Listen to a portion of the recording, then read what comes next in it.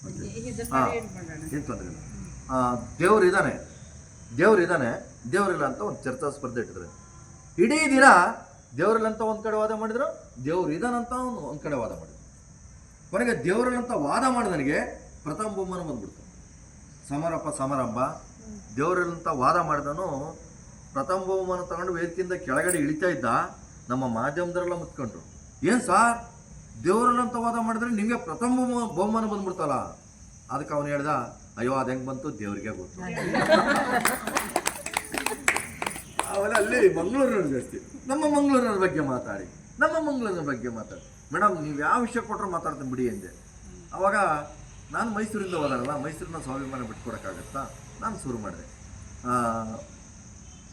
ಮೈಸೂರು ಹುಡುಗ ಮಂಗಳೂರು ಹುಡುಗಿ ಇಬ್ಬರು ಸಿನಿಮಾಕ್ಕೆ ಹೋಗಿದ್ವಿ. ಸಿನಿಮಾ ನೋಡ್ತಾ ಕರೆಂಟ್ ಹೋಯ್ತು, ಕತ್ಲಾಯಿತು, ಮತ್ತೆ 5 ನಿಮಿಷ ಬಿಟ್ಕೊಂಬಂತು. ಮಂಗಳೂರು ಹುಡುಗಿ ತುಂಬ ಸುಂದರವಾಗಿದ್ಲು, ಮೈಸೂರು ಹುಡುಗ ಆಸೆ ಬುರುಕ. ಕರೆಂಟ್ ಹೋಗಿ ಕತ್ಲಾಗಿ ಮತ್ತೆ ಬಂದಮೇಲೆ ಮೈಸೂರು ಹುಡುಗ ಮಾತಾಡೋಕ್ಕೆ ಶುರು ಮಾಡಿದ. ಇವತ್ತು ಕರೆಂಟ್ ಹೋಗಿತ್ತಲ್ಲ ಮಧ್ಯದಲ್ಲಿ, ನೀನು ತುಂಬ ಸುಂದರ ಕಾಣ್ತದೆಯಾ, ಕರೆಂಟ್ ಹೋಗಿತ್ತಲ್ಲ ಒಂದು ಮುತ್ತು ಕೊಡ್ಬೋದಾಯ್ತಲ್ಲ ಅಂದ ಮೈಸೂರು ಹುಡುಗ. ಮಂಗಳೂರು ಹುಡುಗಿ ಸಿಟ್ಟು ಬಂದ್ಬಿಡ್ತು, ಎಂತ ಮಾರಾಯ ಮಾತಾಡ್ತಿರೋದು ನೀನು, ಇಷ್ಟು ತನಕ 4-5 ಮುತ್ತು ಕೊಟ್ಟದ್ದು ಯಾರು ಅಂತ, ಕರೆಂಟ್ ಹೋಗಿರ್ತಲ್ಲ ಸುಂದರವಾಗಿದ್ದಾಳೆ ಯಾರು ಬೇರೆ ಕೊಟ್ಬಿಟ್ಟಿರ್ತಾರೆ. ಹಾಗೆ ಅವರು ಅಲ್ಲಿ ಆ ಥರ ಎಲ್ಲ ಆಯಿತು. ಇದು ಇವತ್ತು ನೋಡಿ ಎಲ್ಲ ಮಕ್ಕಳನ್ನ ನೀವು ಸಾಫ್ಟ್ವೇರ್ ಇಂಜಿನಿಯರ್ ಆಗ್ಬೇಕು, ನಮ್ಮ ಮಕ್ಕಳು ಡಾಕ್ಟ್ರ್ ಆಗ್ಬೇಕು ಅಂತ ಹೇಳ್ತೀರಿ.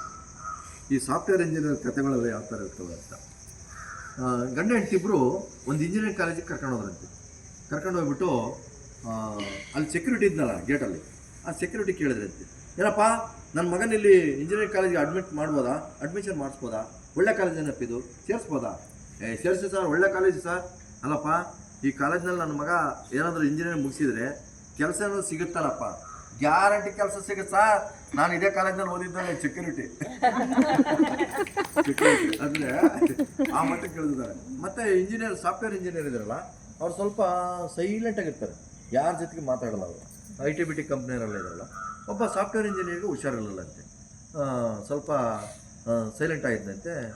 ಆಮೇಲೆ ಡಾಕ್ಟ್ರ್ ಹತ್ರ ಹೋದಂತೆ, ಸ್ಪೆಷಲ್ ಡಾಕ್ಟ್ರ್ ಹತ್ರ ಹೋದಂತೆ, ಸ್ಪೆಷಲ್ ಹಾಸ್ಪಿಟ್ಲ್ಗೆ ಹೋದಂತೆ, ಅವ್ನು ಕಾಯಿಲೆ ವಶಾಗಲ್ಲ. ಅವನೇನು ತಿಳಿದಂತೆ, ರೀ ನೀವು ಯಾವ ಸ್ಪೆಷಲಿಸ್ಟ್ ಹತ್ರ ಹೋದ್ರೂ ನೀವು ಕಾಯಿಲೆ ವಶಾಗಲ್ಲ ಕಣ್ರಿ, ಒಂದು ಕೆಲಸ ಮಾಡಿರಿ, ನೀವು ವೆಟರ್ನರಿ ಡಾಕ್ಟರ್ ಹತ್ರ ತೋರಿಸಿ ಅಂತ. ವೆಟರ್ನರಿ ಡಾಕ್ಟರ್ ಅಂದ್ರೆ ದನ ಕುರಿ ಡಾಕ್ಟರ್ ಬರ್ತಾರಲ್ಲ ಆ ಡಾಕ್ಟರ್ ಹತ್ರ ತೋರಿಸಿ.